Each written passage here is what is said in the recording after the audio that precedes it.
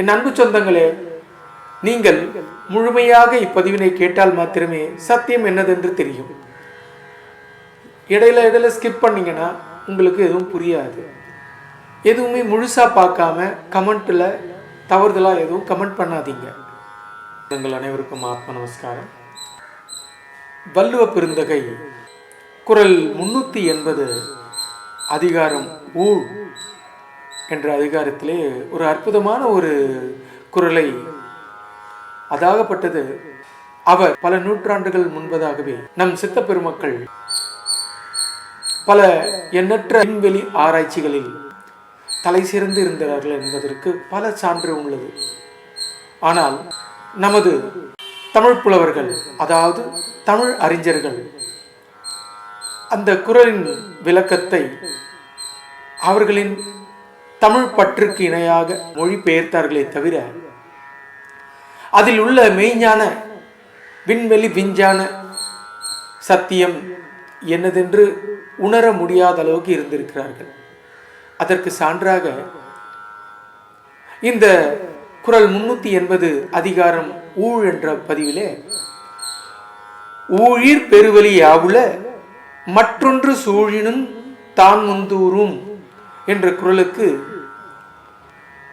ஐயா திரு சாலமன் பாப்பையா அவர்களது விளக்கம் என்னவென்றால், விதியை வெல்ல வேறொரு வழியை எண்ணி நாம் செயற்பட்டாலும் அந்த வழியிலேயோ வேறொரு வழியிலேயோ அது நம்முன் வந்து நிற்கும்.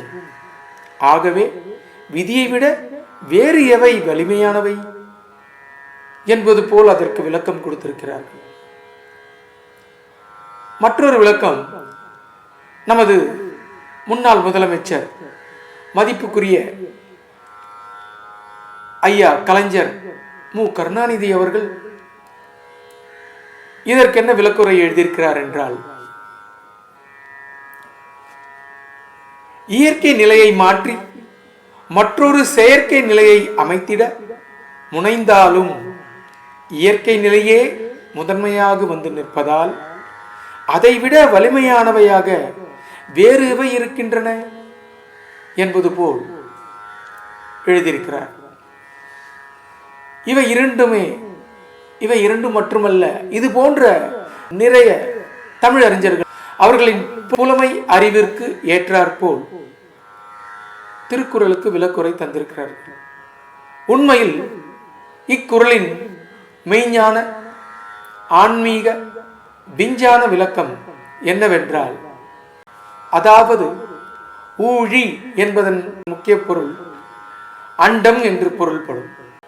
ஊழிர் பெருவெளி யாவுல, அதாகப்பட்டது அண்டத்தில் காணப்படும் பெருவெளியால், அண்டத்தில் காணப்படும் பெருவெளியாக உள்ள மற்றொன்று சூழினும் தான் முந்தூரும், அதாகப்பட்டது அப்பெருவெளியையும் முழுகடிக்கக்கூடிய மற்றுமோர் சக்தி முந்தும் என்பது அதன் உட்கருத்து. இதை நிரூபிக்க சமீபத்தில் நமது நாசா கூட ஒரு அறிக்கையை கடந்த மார்ச் மாதம் 2024ஆம் ஆண்டு மார்ச் மாதத்தில் ஒரு பதிவை வெளியிட்டு அதை நமது தமிழ் சேனலான புதிய தலைமுறை வெளியிட்டுள்ளது.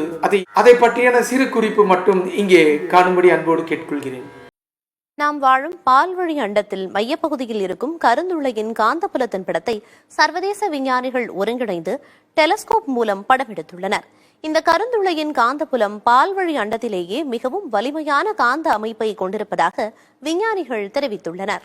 ஆக நமது சித்த பெருமக்கள் பல நூறு ஆண்டுகளுக்கு முன்பே சொன்ன விஷயத்தை இப்போது உள்ள ஆல்பர்ட் ஐன்ஸ்டீன் கண்டுபிடித்ததாகவும், அதற்கு ஆல்பர்ட் ஐன்ஸ்டைன் முதல் இந்திய விஞ்ஞானி சந்திரசேகரன் வரை பலரும் தங்களது கணித தேற்றத்தில் கிடைத்த கருத்துருவாக்கங்களை வெளியிட்டனர், சொல்லிக் கொண்டு வருகிறார்கள்.